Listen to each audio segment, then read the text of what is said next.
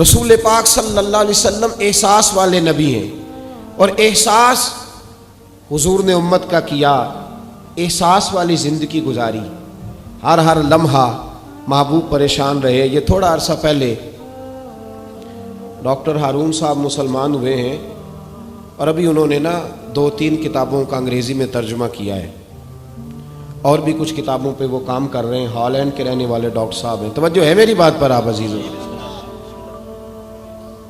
Doctor صاحب کہتے ہیں کہ میں نے یہ سنا تھا کہ مسلمان دہشت گرد ہیں، یہ بم بلاسٹ کرتے ہیں۔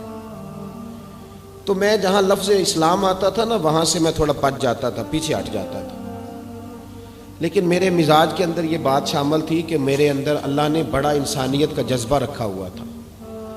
تو میں ایک تنظیم قائم کر رہا تھا، میرا خیال تھا کہ ایک ایسی جماعت بناؤں کہ جو پوری دنیا کے اندر اسلام، توجہ ہے میرے عزیزوں کی؟ کہتے میرا خیال تھا ایسی جماعت قائم کروں کہ جو پوری دنیا میں لوگوں کی خدمت کرے، اور بغیر امتیاز کے کرے، اسلام والوں کی بھی اور غیر مسلموں کی بھی۔ لیکن مجھے بڑا دھچکا رہتا تھا کہ مسلمان سخت گیر قوم ہے۔ میں نے بہت ساری جماعتوں کا منشور اور دستور منگایا، اور میں نے کہا میں اپنی جماعت کا دستور لکھوں گا تو پہلے ذرا سارا میں مطالعہ کر لوں۔ ڈاکٹروں کا ٹیبل ہوتا ہے، اس کے اوپر شیشہ لگا ہوتا ہے، نیچے وہ جو چیز ضروری ہوتی ہے وہ رکھ لیتے۔ کہتے ہیں کہ مصر کے مولانا صاحب آئے ہوئے تھے ہالینڈ کے دورے پر، اچھی انگریزی جانتے تھے، تو کسی وجہ سے علیل ہو گئے۔ میرے پاس وہ آئے، اور انہوں نے دیکھا کہ میں انسانی حقوق پر کچھ لکھ رہا ہوں، کام کر رہا ہوں، تو وہ دیکھ کر کے مجھے کہنے لگے کہ ڈاکٹر صاحب آپ کوئی تنظیم قائم کر رہے ہیں؟ میں نے کہا ہاں۔ تو کہتے انہوں نے ہلکا سا ٹچ دیا، زور نہیں دیا، اور ویسے بھی جو ہلکی بات ہوتی ہے وہ ذرا دل میں جلدی بیٹھ جاتی ہے۔ کہتے ہیں ہلکا سا ٹچ دیا، کہنے لگے اگر کبھی موقع ملے تو میرے نبی پاک کی بھی سیرت پڑھ کے دیکھیں، بس ہلکی سی بات، اور وہ جملہ چھوڑ گئے۔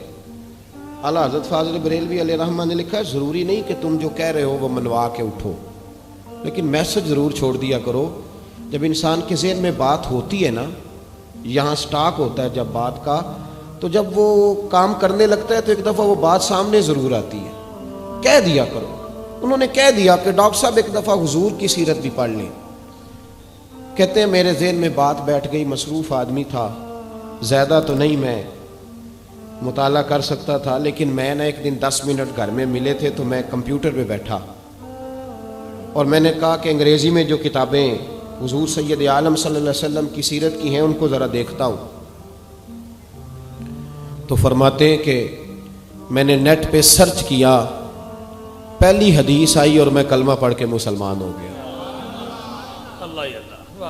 حدیث کہاں ہے؟ سبل الہدی والرشاد میں بھی ہے، کنز المال میں بھی ہے، مسند احمد میں بھی ہے، ابن اسحاق میں بھی ہے، ابن اشام میں بھی ہے، اور شاید سیرت کی تمام کتابوں میں آپ کو روایت مل جائے۔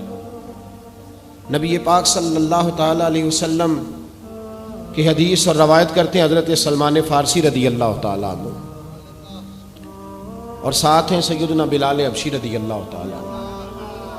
فرماتے ہیں ہم گھر سے نکلے، حضور نے فرمایا ذرا جلدی چلو ایک ضروری کام ہے۔ فرماتے ہیں بڑی تیزی کے ساتھ آج روٹین سے ہٹ کر محبوب نے تیز تیز قدم مبارک اٹھائے، تیز تیز، اور فرماتے ہیں ایک گلی ہم نے کراس کی، دوسری گلی میں جو پہنچے تو پھٹے پرانے کپڑے، سادی سی بی بی، اور حالت بتاتی تھی کہ بیچاری کسی غریب گھر کی ہے، وہ سڑک پہ کھڑی تھی اور رو رہی تھی۔ میرے کریم رسول نے فرمایا بلال اسے پوچھو کیا مسئلہ ہے، کیوں روتی ہے؟ تو حضرت سلمان عرض کرتے ہیں میں نے کہا حضور میں پوچھ لیتا ہوں، آپ جائیے، کام بڑا ضروری ہے جو نکلیں، میں معلومات کرتا ہوں۔ تو محبوب نے فرمایا نہیں، اس کے آنسو پوچھنے سے ضروری کوئی کام بھی نہیں، پہلے اس کی داد رسی ہوگی، اسے پہلے پوچھا جائے گا۔ روتے نہیں رہتے لوگ گھروں میں، لوگ گزر نہیں جاتے چپ کر کے؟ کتنے لوگ تڑپتے، کون احساس کرتا ہے؟ نبی پاک سید عالم صلی اللہ علیہ وسلم رکے اور اس خاتون سے پوچھا کیا بات ہے؟ اس نے کہا کہ بات کوئی بھی نہیں، میرا ایک ہی موٹا سا مسئلہ ہے۔ کہا وہ کیا؟ کہنے لگی میں غریب ہوں، اور غریبی بذات خود بہت بڑا گناہ ہوتی ہے، لوگ بڑا جرم سمجھتے ہیں اس کو، بذات خود میں نے شروع میں کہا نا کہ مذہبی سٹیج کی بھی صدارت غریب آدمی نہیں کر سکتا، کیونکہ غریب جو ہوا جہد کول دتھی ہونی انہیں نیڑے بہنا ہے نا جی، جہد کول نہیں انہیں تو پیچھے جا کے بہنا اینڈ تے کول کہڑا دتھی ہے۔ اس سٹیج پہ بھی غریب آدمی کی صدارت نہیں ممکن ہو ہی نہیں سکتا۔ میرے رسول پاک سید عالم صلی اللہ تعالی علیہ وآلہ وسلم نے فرمایا پہلے اسے پوچھو کیا مسئلہ ہے۔ تو کہنے لگی میں غریب ہوں، بوڑھی ہو گئی ہوں، ساری زندگی غلامی میں گزاری ہے، تیل لینے آئی تھی 5 دینار کا، بوتل میں تیل بھروایا ہے، اور اب بوڑھی ہوں نا تو کمر درد کرتی ہے، پیر پیچھے موڑا ہے تو میں گری ہوں، تیل زمین پی گئی ہے، اب زمین تو واپس نہیں کرتی، لیکن واپس جاؤں گی تو ایک یہودی عورت کی ملازمہ ہوں، وہ درے سے مارے گی، کھال ادھیڑ دے گی، میں بڑی پریشان ہوں، اب نہیں مار کھائی جاتی، ہڈیاں بوڑھی ہیں، قربان جاؤں۔ حضرت بلال کو حضور نے حکم دیا، فرمایا دوڑ کے گھر جا 5 دینار لا۔ فرماتے ہیں 5 دینار لائے، تیل خرید کے دیا، وہ پھر رونے لگی۔ فرمایا آپ کیوں روتی ہے؟ اس نے کہا بتایا نا غریب ہوں، غریب کا جرم کوئی نہیں ہوتا، لیکن پیس دیا جاتا ہے، پھر بھی مار تو اب بھی پڑے گی، اب کیوں پڑے گی؟ تو عرض کرنے لگی محبوبہ مار اس لیے پڑے گی کہ دیر سے کیوں آئی ہے۔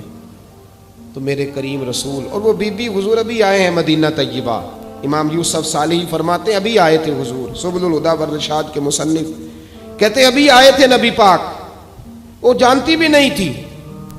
تو سید عالم صلی اللہ تعالی علیہ وسلم نے فرمایا اچھا مار پڑے گی؟ کہا ہاں۔ او بھائی کونسلر جو کل آپ کو کہہ رہا تھا نا میں آپ کا خادم ہوں، کونسلر بے گناہ، بلکہ ہمارے ایس ایچ او صاحب اگر چودھری پہ پرچہ آ جائے تو اس کو ٹیلی فون کر کے پوچھتے ہیں صاحب جی تہاڈے خلاف درخواست آئی ہے، ادا کی کرنا ہے؟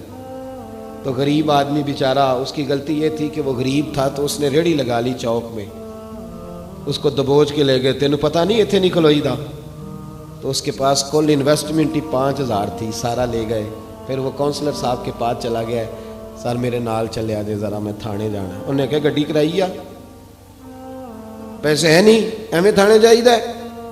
اب وہ گاڑی لایا ہے، پتہ نہیں کہاں سے لایا ہے، تھانے پہنچا ہے، اور یہ ہے ہمارا حال کہ وہ ایس ایچ او بھی بیٹھا ہے کرسی پہ اور کونسلر بھی کرسی پہ بیٹھا اور وہ غریب پیروں میں بیٹھا ہے اور ہاتھ باندھ کے کہہ رہا میری ریڑھی دے چھڈو، میریاں 4 دھیاں نے تو میں شامی کھانا کھڑنا ہے۔ کدھر گیا امت کا وہ ذوق؟ ساری زندگی نعتیں سننے والوں بتاؤ تو صحیح نعت نے تاثیر کیا دی ہے روح کو؟ اگر ابھی بھی گھاڑی غریب کے پاس کھڑی نہیں ہوتی تو پھر کیا اثر ہوا ساری زندگی نعت سننے کا؟ میرے مصطفیٰ کریم سید عالم صلی اللہ تعالی علیہ وسلم نے فرمایا اس خاتون سے یہاں کونسلر ساتھ نہیں جاتا، کہتا ہے کر دیا ٹیلی فون، سویرے 9 بجے پہنچ جانا۔ پر کائنات کی سب سے معزز شخصیت حضرت سیدنا بلال حبشی رضی اللہ تعالیٰ عنہ فرماتے ہیں میرے نبی پاک نے فرمایا بی بی چل میں تیرے ساتھ چلتا ہوں، گویا اللہ کی ساری رحمتیں اس کے ساتھ ساتھ چلنے لگی۔ اور آگے آگے نہیں، ساری کتابیں پڑھ لو، وہ پھٹے پرانے کپڑوں والی بی بی آگے آگے اور اللہ کے کریم رسول پیچھے پیچھے، ساری گلیاں اس نے پھرائی، مدینے کی صحرا آ گیا، ایک دروازے پہ دستک دی، سے مالکن آئی، وہ بی بی بعد میں کہتی ہے میں بھی بڑی ڈاڈی تھی، طاقت ہی نہیں تھی میرے سامنے کو کھڑا ہو سکے، لیکن جب میں باہر نکلی تو میں نے نور کے حالے میں لپٹی ہوئی ایک عظیم ہستی کو دیکھا۔ فرماتے محبوب کے گورے چٹے رنگ کے اوپر کالی زلفیں اور محبوب پاک کی مقدس آنکھیں جب تک بات کرتے رہے نظریں زمین پہ جھکی رہیں۔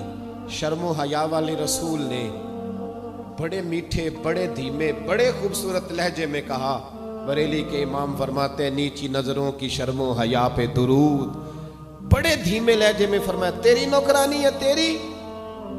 عورت کہتی ہے میں تو حضور کے جلووں میں محو ہو گئی کہ سادگی میں اتنا حسن میں نے دیکھا ہی نہیں، تیری نوکرانی ہے؟ کہا ہاں۔ تو میرے محبوب نے فرمایا بیچاری کی غلطی کوئی نہیں، اسے مارنا نا، اس سے تیل گر گیا تھا، نیا خریدتے دیر ہو گئی، رو رہی تھی تو میں سفارش کرنے آیا ہوں۔ وہ خاتون کہتی ہے کسی کی نہیں مانی تھی، پر محبوب کے جملوں میں تاثیر اتنی تھی، ککھ سواد نہیں مشری اندر، اساں کھنڈا بھی چکھ ڈٹھیاں، انہاں ساریاں شیواں نالوں گلاں سجن دیاں مٹھیاں۔ فرماتے ہیں نبی پاک صلی اللہ تعالی علیہ وآلہ وسلم نے فرمایا کچھ نہ کہنا. کہنے لگی نہیں کہتی، میرا وعدہ رہا، کچھ نہیں کہوں گی. اب میرے حبیب نے پھر نظر اٹھائی اور اس غریبنی کی طرف دیکھا اور فرمایا تو اگر کہے تو میں جاؤں، تو اگر کہے تو میں خود بھیک دیں، خود ہی کہے منگتے کا بھلا ہو، تو اگر کہے تو میں جاؤں. اس نے خراج پیش کیا تو چند آنسو گرائے. کہنے لگی محبوبہ جیسے بندہ نوازی. حضور نے رخ پھیرا تو حضرت بلال کہتے میں پیچھے رہ گیا تو وہ دونوں بیبیاں دوڑ کے میرے پاس آئیں. کہنے لگی بتا تو صحیح ہے کون، یہ بتا تو صحیح کون تھے. تو حضرت بلال کہنے لگی تم نہیں جانتے. جناب بلال فرمانے لگے یہی تو ہیں جنہیں اللہ نے سچا رسول بنا کے بھیجا ہے. بیبیاں دوڑ کے آئیں. کہنے لگی محبوبہ دروازے تک آئے ہو تو خالی تو نہ لوٹاؤ، مہربانی فرماؤ ہمیں بھی کلمہ پڑھا دو. ڈاکٹر ہارون کہتے ہیں وہ بیبیاں وہاں کلمہ پڑھ رہی تھی اور میں حدیث پڑھ کے کلمہ پڑھ رہا تھا. بھائی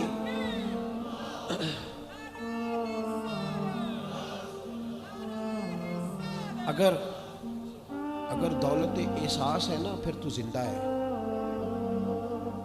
جو زندہ ہوتا ہے اس میں لچک ہوتی ہے، جو مر جاتا ہے وہ اکڑ جاتا ہے. اگر زندگی ہے تو پھر احساس ہونا چاہیے. اگر تیرے اندر زندگی ہے تو پھر احساس ہے، اور اگر تیرے اندر احساس نہیں رہا نا تو پھر زندگی زندہ دلی کا نام ہے. مردہ دل کیا خاک جیا کرتے، احساس سے مروت پیدا کر. تھوڑا سا دائیں بائیں بھی دیکھیں، تھوڑا پلٹ کر بھی دیکھیں کہ کہیں آپ کی ضرورت تو نہیں.